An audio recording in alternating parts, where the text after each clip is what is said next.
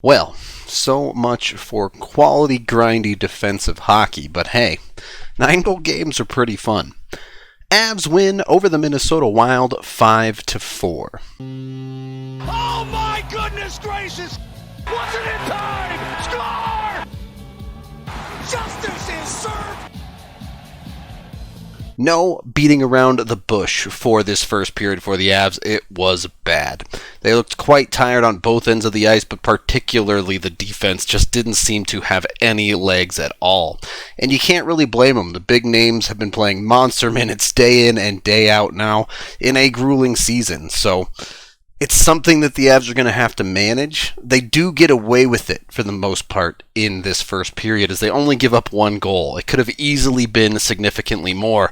Minnesota does hit the post twice, so that close to being a game that could have gotten away from the Avs a little bit. And I think that was mostly the story of the night. The Avs defense and later on the Avs goaltending did not play particularly well, but they found a new way to win, another way to win. The Avs are winning regardless of the style of the hockey game. But when you have a bad period, one as bad as the first for the Avs, eventually things are going to break down, and Minnesota does get the first goal of the game. Standard breakout for the Wild here as they go up the near wall. It gets a little squirrely as this is kind of a weird pass that goes off the body, but they manage to control it and get it in deep. Graves is going to misplay the puck here, allowing Bukestad to recollect it and get it back past him even. There we go.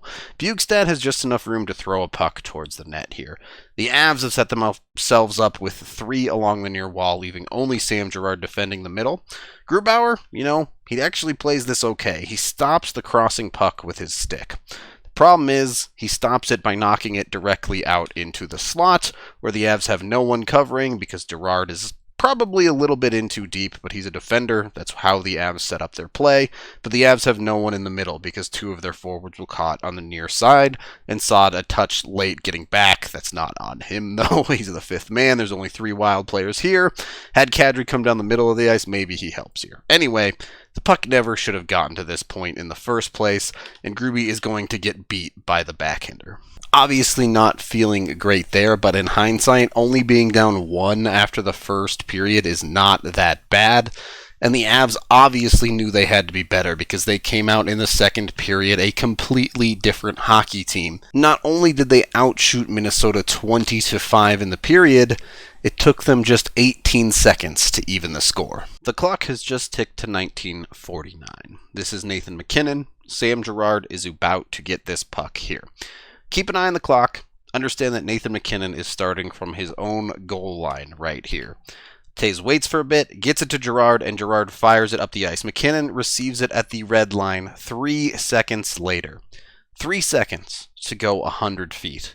That is crazy speed already, and he's still picking up steam as he goes into the zone, blows by the Minnesota defense, which has done something horribly wrong to allow MacKinnon to walk right down the middle entirely uncontested, even with his speed, and MacKinnon makes it count, going under the glove. And then, why not? Jordan Greenway takes out the entire net because got him.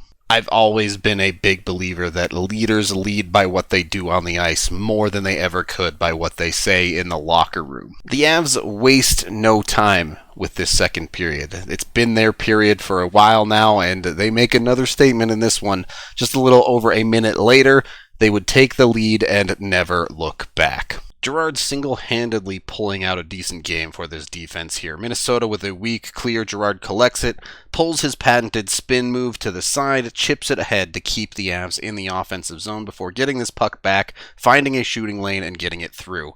This should be a routine save 10 times out of 10. But Talbot flubs it with the glove, it comes out, and Burakovsky gets rewarded for being in good position. He's able to kick it to himself and finish the play. Maybe the most encouraging part of this domination is it came despite the Avs giving up multiple power play opportunities to Minnesota throughout the second period. Not only did they PK super effectively, it didn't slow them down a bit. They were tilting the ice anyway. That makes a goal from the first line and a goal from the second line. Good work from the Avs, and they would get more goals from all over the place. Then we have the Avs' third goal late in the second period. Look, it is what it is. We'll break it down, and the Avs are just going to take it on this one. This was almost an amazing play as Cale Makar goes coast to coast up the far side by himself and tries to hit Burakovsky in the middle, who then feeds off ultimately to McKinnon. McKinnon just misses wide on the shot. Could have been amazing, but the Avs get lucky anyway. As the puck comes out to McDonald, he throws it towards the net. It deflects off of Burakovsky's stick, rattles around in towards the front of the net, and right here you can see it already happening. Brandon Saad just cross-checks the absolute hell out of Jared Spurgeon. There's no other way to put it, but that gives him a free puck to shoot into the net because it goes uncalled. There's absolutely no mistake about it. You can see it in the lower corner of your screen here. Saad just goes lumberjacking on Spurgeon's back there to create this play. Look, if that happened to Colorado while defending the front of their net, I would be extremely upset about it. I have no argument against it. That absolutely should have been a cross-check, and the fact that it wasn't called is stupid. The whole anything goes in front of the net, I hate it. But there is no changing it now. The Avs are up 3-1, and they don't wait long to really bury Minnesota by making it 4-1, 4 unanswered goals in the second period. A puck poked through the neutral zone gets into the offensive zone for the Avs. First of all, I have no idea what this is. I don't know how this isn't a penalty on somebody. Maybe it's on Comfer even, but that should have been something. In the zone, Belmar carries it in deep, kind of loses the puck, but gets some help from Liam O'Brien, able to collect the puck, and just does the simple thing to get it out up high. Makar is mad because he doesn't have a highlight reel assist from his coast-to-coast earlier, so he figures he's just going to try and score a goal here. He gets one locked in, loaded up, fires it. It goes into the net.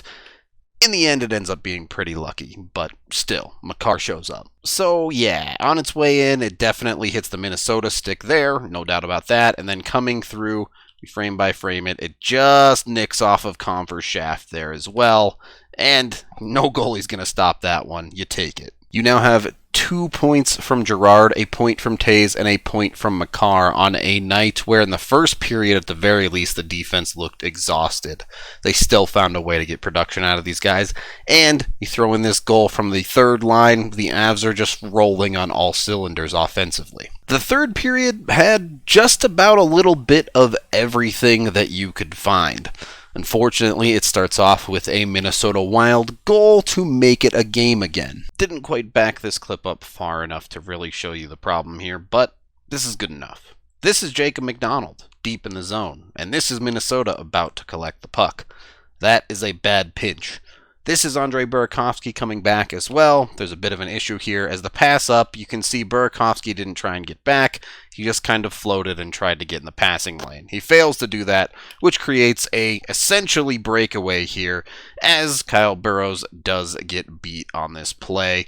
The walk-in ultimately beats Grubauer off of a totally on-purpose pass from Ryan Hartman. Definitely didn't fan on the shot, and it's a tap-in for Bjugstad. This goal would turn the third period into a little bit of a brawl. Lots of penalties would start coming out, but the Avs would get the first 2. They would not score on the first one, but then they would make an absolutely beautiful goal out of the second one. The only player not to touch this puck on this play is Donskoy, because the bumper position is bad and it sucks. That's all I have to say about it. After playing pitch and catch along the near wall for a little while, Rantanen one touches one up to Makar. It's a little sloppy, but Makar collects it, and you see the Wild are now chasing up high out to Makar, where he quickly works it down to McKinnon. McKinnon then quickly works it across to Rantanen, and all of a sudden, the Wild are behind this play. They're chasing extremely hard. Passing lanes are open all over the place. Mikko steps in, allows the players to collapse a little bit, things to open up, before hitting a beautiful pass to Landeskog for a tap-in backdoor goal. You can't play it out any better than that. The Avs top unit gets the job done for what would eventually become a big game-winning goal. The penalty fest continues, and the Avs do end up taking some of their own. They do pay the price just shy of halfway through the period. Right at the end of an Avs PK, Minnesota gets the puck out of the corner up high, and the Avs get caught a little bit overcommitted to the corner. The initial shot comes through and actually misses wide. Grubauer has committed heavily to this shot, though, and has caught, honestly, probably a little bit too far out of his net. Maybe that's hindsight, though. There's nothing covering this side of the net, and a shot pass, just throwing the puck to a dangerous area, comes through. Grubauer can't quite get back and recover. He just misses with the glove, and it ends up going off of Devon Taves' skate and directly into the nets, because is it really an entertaining Avs game if they don't score an own goal? So this is a little bit concerning. It's clear the defense and the goaltending is not shutting down Minnesota, and the Avs haven't been able to put this game away. With that being said, they still have a 2-goal lead with 10 minutes to go, so you're feeling pretty confident. And then Kyle Burroughs nearly kills a man. I don't have much to say about this clip. I just wanted another excuse to watch Kyle Burroughs beat the pants off of Nick Bjugstad, because he absolutely crushes this nerd. Did I mention Kyle Burroughs was playing his first NHL game in this one? Yeah, he's got something that he'll remember in it. The majority of the third period winds out. The Avs are playing well. They're holding their 2-goal lead. They're smothering Minnesota with quality play.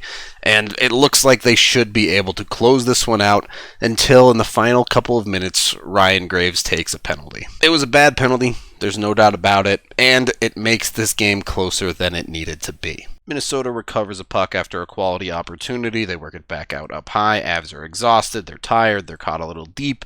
No one pressures. All of a sudden, a lane opens up. There's a mass of humanity in front. Gruby never really sees this, and it's a seeing eye shot that gets through.